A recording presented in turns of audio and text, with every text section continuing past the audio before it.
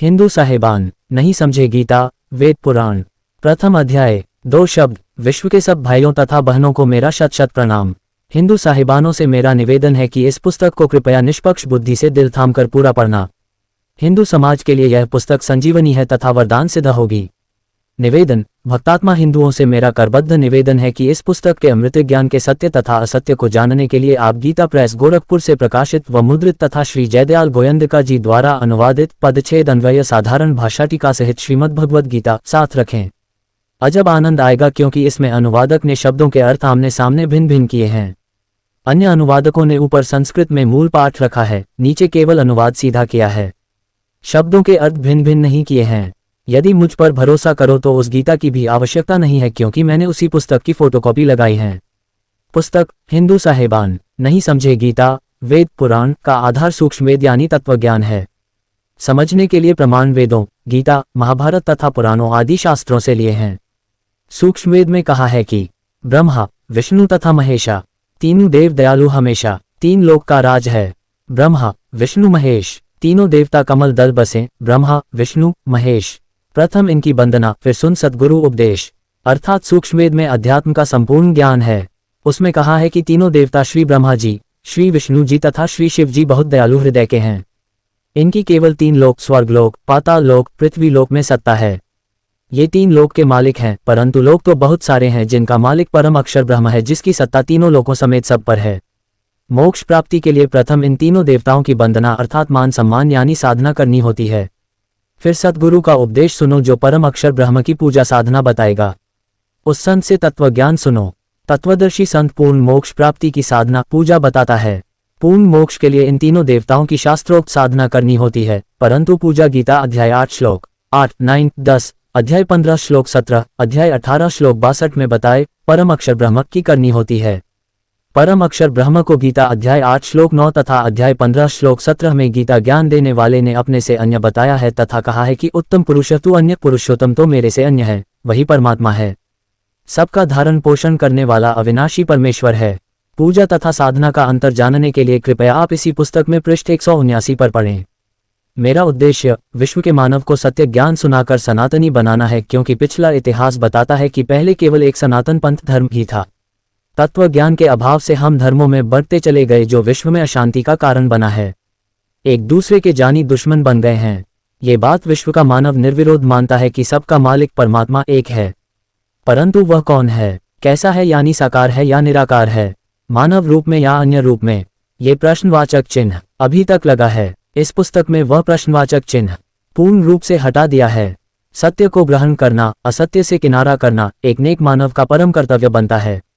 इस पुस्तक में एक शब्द भी चारों वेदों व वेदों के सार रूप श्रीमद् भगवद गीता, पुराणों तथा सूक्ष्मवेद से बाहर नहीं है। सूक्ष्मवेद में बताया है कि विश्व के सभी जीवात्मा परम शांति वाले सनातन परम धाम में उस परमात्मा के पास रहते थे जिसके विषय में गीता अध्याय 18 श्लोक 62 में कहा है कि हे भारत, तू सर्वभाव से उस परमेश्वर की शरण में जा, उसकी कृपा से ही तू परम शांति को तथा शाश्वतम स्थानम सनातन परम धाम यानी सत्यलोक को प्राप्त होगा। उस परमेश्वर का प्रमाण गीता अध्याय 8 श्लोक 1 में अर्जुन ने प्रश्न किया कि आपने गीता अध्याय 7 श्लोक 29 में जो तद्ब्रह्म कहा है वह तद्ब्रह्म क्या है, जिसका उत्तर देते हुए गीता अध्याय 8 श्लोक 3, 8, 9, 10, गीता अध्याय 15 श्लोक 4 तथा 17 आदि में कहा है। जिस लोक में वह तद्ब्रह्म यानी परम अक्षर ब्रह्म सत्य पुरुष रहता है उसमें परम शांति है यानी महासुख है। उस सनातन परम धाम में गए साधक फिर लौटकर संसार में नहीं आते।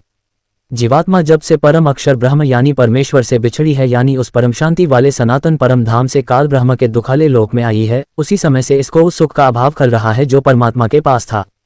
उस सुख की खोज में इधर उधर भटक रही है। इस यात्रा में जैसा भी मार्गदर्शक मिला उस पर विश्वास कर लिया क्योंकि भक्त का हृदय नम्र व श्रद्धायुक्त होता है। इस कारण से धर्म बनते चले गए।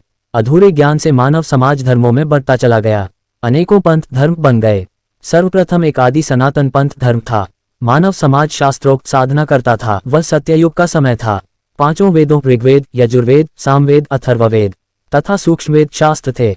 4 वेद ब्रह्मा जी को मिले, उनमें संपूर्ण अध्यात्म ज्ञान नहीं था। परम अक्षर ब्रह्म सत्ययुग में लीला करने के लिए शिशु रूप धारण करके आए। बड़े होकर सूक्ष्मवेद का प्रचार किया। तब तक उस समय के ऋषियों ने 4 वेदों वाला ज्ञान पढ़ लिया था। सूक्ष्मवेद वाला कुछ ज्ञान 4 वेदों में न होने के कारण उसको गलत माना। इसलिए सूक्ष्म वेद को धीरे धीरे छोड़ दिया, परंतु लगभग 1 लाख वर्ष तक सत्ययुग में शास्त्रोक्त भक्ति की गई। इसके पश्चात शास्त्र विधि त्याग कर मनमाना आचरण प्रारंभ हो गया। गीता अध्याय 16 श्लोक 23-24 में कहा है कि जो व्यक्ति शास्त्र विधि को त्याग कर अपनी इच्छा से मनमाना आचरण करता है, उसको न सिद्धि प्राप्त होती है, न उसकी गति होती है, न उसे सुख मिलता है। इन 3 वस्तुओं के लिए ही भक्ति की जाती है। संत गरीबदास जी ने सूक्ष्मवेद में कहा है, आदि सनातन पंथ हमारा, जानत नहीं इसे संसारा, शतदर्शन सब खटपट होई, हमरा पंथ ना पावे कोई। इन पंथों से वह पंथ अलहदा, पंथों बीच सब ज्ञान है बहदा। अर्थात हमारा आदि सनातन पंथ है जिसको संसार के व्यक्ति नहीं जानते। वह आदि सनातन पंथ सब पंथों से भिन्न है।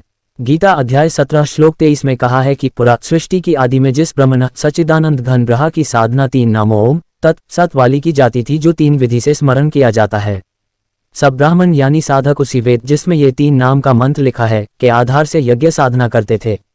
विशेष ये 3 नाम मंत्र 4 वेदों में नहीं हैं।